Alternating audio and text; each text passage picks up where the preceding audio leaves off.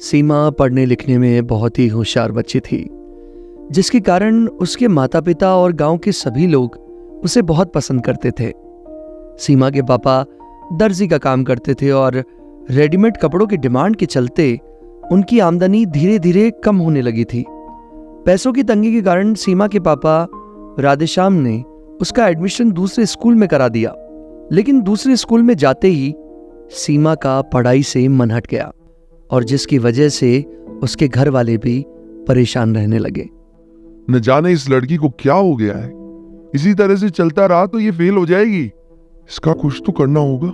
सीमा के पढ़ाई न करने की सबसे बड़ी वजह थी नए स्कूल में बने उसके नए दोस्त। वो खुद तो पढ़ाई करते नहीं थे, साथ में सीमा को भी घूमने फिरने में लगा लेते थे। एक दिन राधेश्याम ने सीमा को बहुत समझाया और उसकी समझाइश का असर भी हुआ कि सीमा ने फिर से पढ़ाई की तरफ ध्यान देना शुरू किया, लेकिन तब तक बहुत देर हो चुकी थी।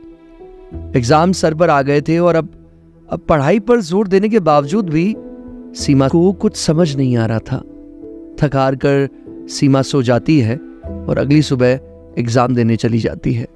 फिर रिजल्ट का दिन भी आ जाता है। सीमा और उसके सभी दोस्त फेल हो जाते हैं। एक दिन राधेश्याम सीमा के स्कूल जाता है और वहां पर बच्चों की बातें सुनकर वो और ज्यादा परेशान हो जाता है।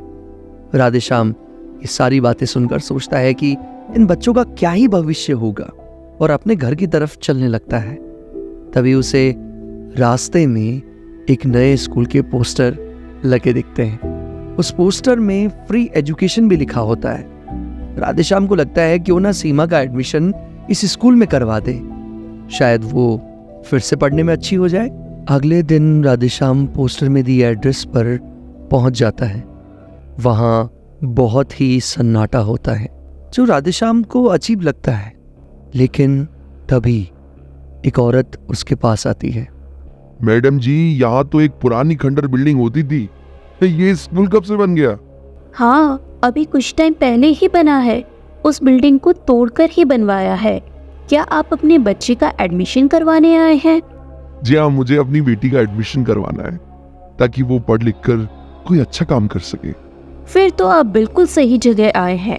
आप बस कल से ही अपने बच्चे को स्कूल भेज दीजिए और फिर देखना वो कैसे पढ़ने लगता है।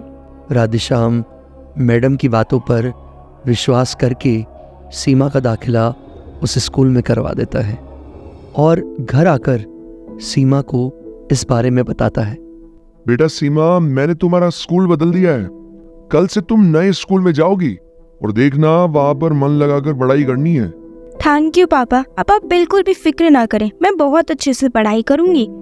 अगले दिन सीमा नए स्कूल के लिए घर से निकलती है और देखते हैं कि टीचर स्कूल के बाहर ही सीमा का इंतजार कर रही होती है। अरे यार, पहले दिन ही टीचर मिल गई, अब तो पूरा दिन खराब हो जाएगा। सीमा टीचर से बचने के लिए पीछे मुड़कर भागने ही लगती है तो टीचर आवाज देती है। कहाँ जा रही हो सीमा? कुछ देर में क्लास स्टार्ट होने वाली है। आपको मेरा नाम कैसे पता है? तुम ज्यादा सवाल मत करो, चलो अब जल्दी से अपनी क्लास में जाओ।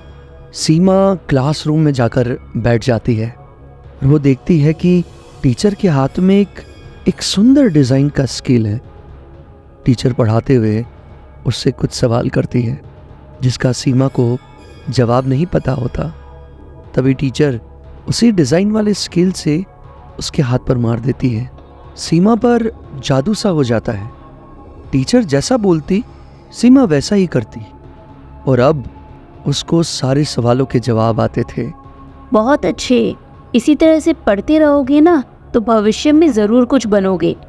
स्कूल से छुट्टी होने के बाद सीमा अपने घर पहुंच जाती है। उस पर अभी भी उस स्केल का जादू है, जिसके कारण वह घर आकर भी चुपचाप पढ़ाई करने लगती है। राधेश्याम अपनी बेटी को पढ़ते हुए देखकर बहुत खुश होता है। लगता है नए स्कूल में जाके सीमा सुधर गई है। अगर इसी तरह मेहनत करे तो इस बार अच्छे नंबरों से पास हो जाएगी। ऐसे ही कई दिन निकल जाते हैं और सीमा अब पहले की तरह खेलती नहीं थी, जिसे देखकर अब राधेश्याम के मन में चिंता होने लगी। लगता है टीचर आजकल बहुत होमवर्क दे रही है। सीमा को खेलने का बिल्कुल भी समय नहीं मिल पाता। वह सीमा से इस बारे में बात करता है, पर सीमा अपने पिता से कुछ भी नहीं कहती। मुझे सीमा के टीचर से इस बारे में बात करनी चाहिए। अगले दिन राधेश्याम स्कूल जाकर देखता है कि स्कूल में वैसी ही शांति है जैसे एडमिशन की टाइम थी। वहां उसको कोई दिखाई नहीं देता जिससे वह सीमा की क्लास के बारे में पूछ सके। तभी उसे एक कमरे के बाहर कुछ रोशनी दिखाई देती है। शायद वहां कोई है। चलो उसी से सीमा की क्लास के बारे में पूछता हूँ। राधेश्याम उसी क्लासरूम की ओर चल पड़ता है। उस कमरे में जाते ही उसके होश उड़ जाते हैं। वह देखता है कि एक चुड़ैल हाथ में स्केल लिए सीमा को पढ़ा रही होती है। तभी चुड़ैल राधेश्याम को कहती है, अरे ये कौन है जो मुझे परेशान करने के लिए आ गया है? तुमने मेरी बेटी के साथ क्या किया है? मैंने सीमा को अपने वश में कर लिया है ताकि वो सिर्फ पढ़ाई में ध्यान दे। लेकिन बच्चों के लिए पढ़ाई के साथ साथ खेलना भी तो जरूरी है, तभी उसका पूरा विकास हो पाएगा। अब मैं तेरी बेटी को अच्छे से पढ़ा कर रहूंगी। राधेश्याम अपनी बेटी सीमा को वहां से भगाने के लिए बोलता है, मगर सीमा तो उसकी बात मानती ही नहीं, जैसे उसने कुछ सुना ही नहीं हो। अब राधेश्याम को सारी बातें समझ आ जाती है कि उस चुड़ैल ने सीमा को अपने वश में किया हुआ है। तभी चुड़ैल राधेश्याम के पास आती है और उसका गला पकड़कर उसे दूर फेंक देती है। राधेश्याम दूर जमीन पर जाकर गिरता है, पर अपनी बेटी को बचाने के लिए वह चुड़ैल से बात करता है। तुम मुझसे कुछ भी मांग लो, पर मेरी बेटी को छोड़ दो प्लीज। अच्छा है, तुम यहाँ से जाओ, हम लोगों को डिस्टर्ब मत करो।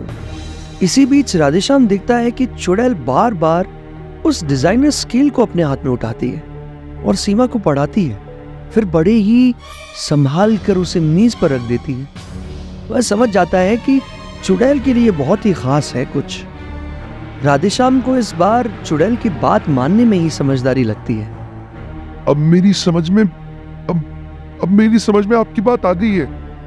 आप बोलोगी मैं वैसे ही करूंगा। आपका बहुत बहुत धन्यवाद। ऐसा बोलते हुए वह चुड़ैल की टेबल के पास आ जाता है और वहां रखा हुआ वो डिजाइनर स्केल तोड़ देता है। अरे अरे, ये तूने क्या किया? लगता है तुझे अपने बच्चे के भविष्य को बेहतर नहीं बनाना। चुड़ैल दर्द से चिल्लाने लगती है और नीचे गिरकर गायब हो जाती है। सीमा चुड़ैल के वश से बाहर आ जाती है और अपने पिता को देखकर बहुत खुश होती है। पापा अच्छा हुआ आप मुझे लेने आ गए, ये चुड़ैल का स्कूल है। बेटा मुझे माफ करना, मैंने ही तुम्हारा इस स्कूल में दाखिला करवाया था। मुझसे बहुत बड़ी भूल हो गई थी। पापा आप माफी मत मांगिए, अब मैं बहुत अच्छे से पढ़ाई करूंगी और आपका नाम रोशन करूंगी। इसके बाद दोनों वहां से घर आ जाते हैं और सीमा पढ़ने लिखने में बहुत मेहनत करती है और क्लास में फर्स्ट आकर अपने पिता का नाम रोशन कर देती है।